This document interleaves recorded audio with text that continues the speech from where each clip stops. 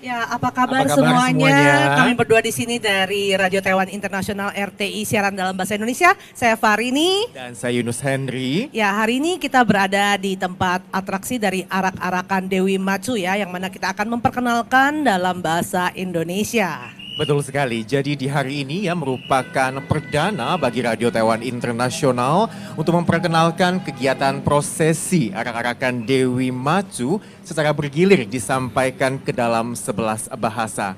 Dan seperti yang dapat kita lihat ya di dalam lokasi hari ini, telah datang orang-orang berdatangan ke kuil Chen Lan di Tajia untuk mengikuti kegiatan prosesi arak-arakan Dewi Macu yang ternyata ini ya sekarang ini telah menjadi kegiatan ritual akbar di Taiwan dan bahkan telah menjadi perhatian dari mata dunia.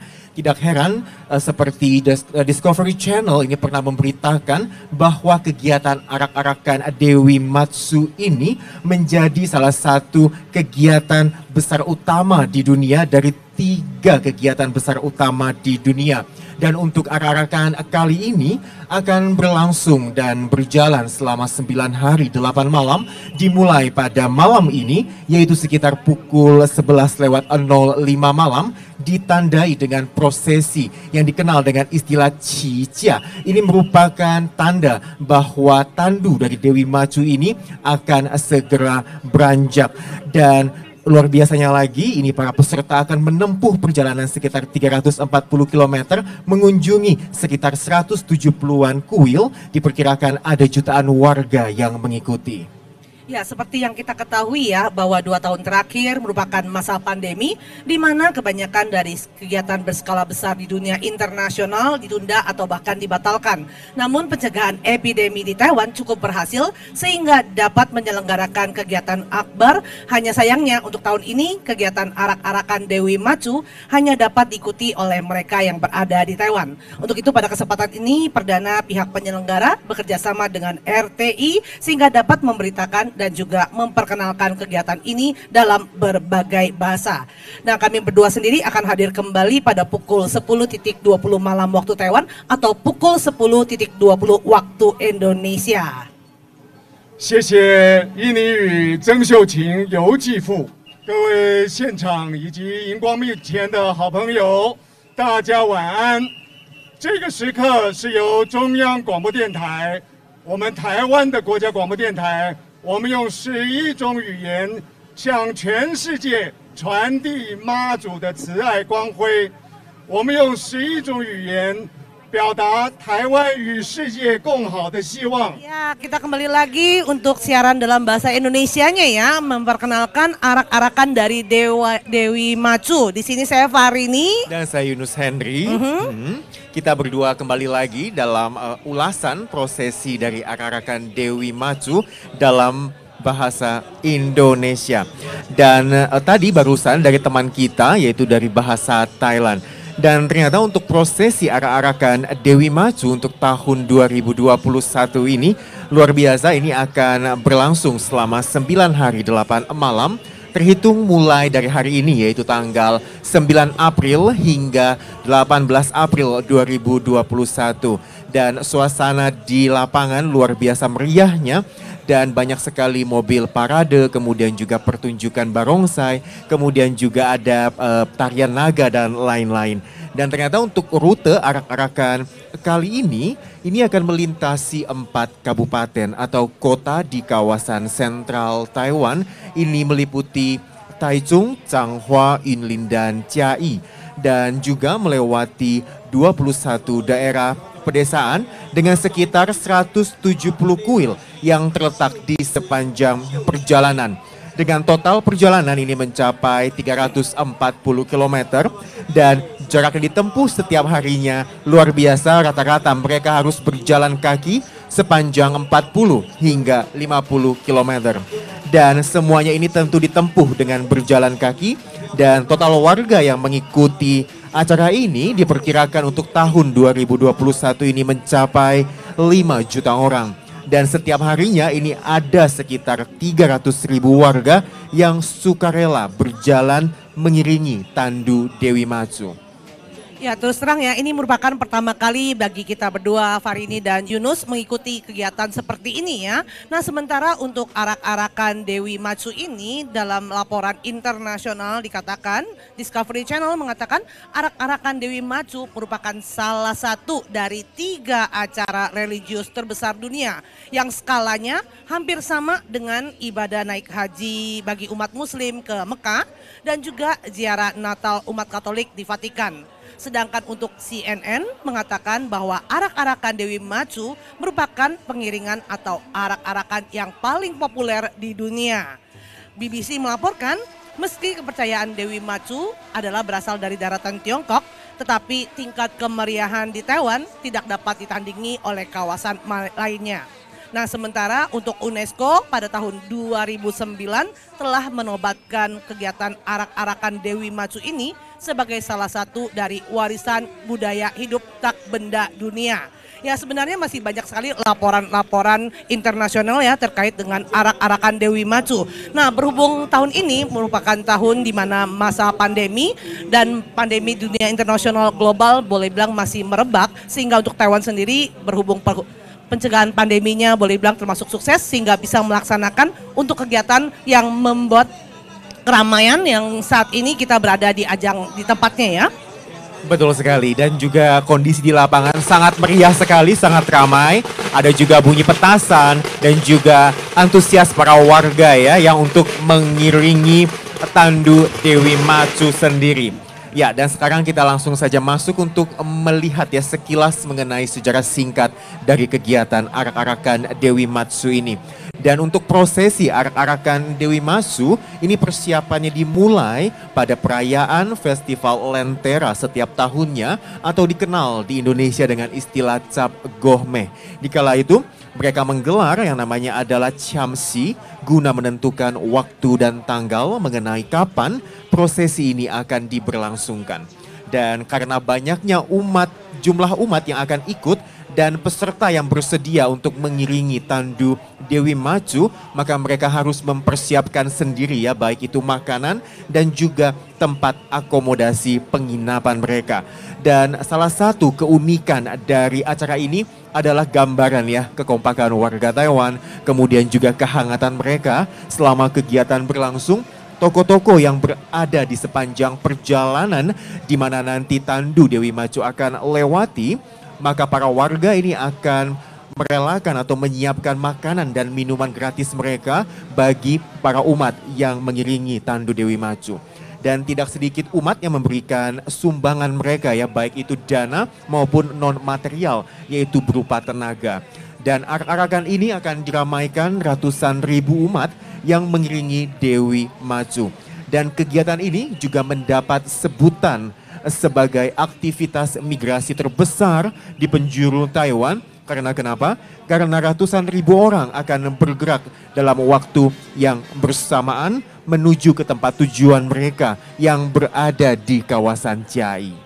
Ya, ritual arak-arakan Dewi Macu memiliki sejarah yang panjang. Dari semula yang hanya diikuti oleh puluhan orang saja, kemudian berkembang menjadi ratusan bahkan ribuan, setelah itu puluhan ribu, dan sekarang ini beberapa tahun terakhir ini diikuti oleh jutaan umatnya dan juga warga setempat.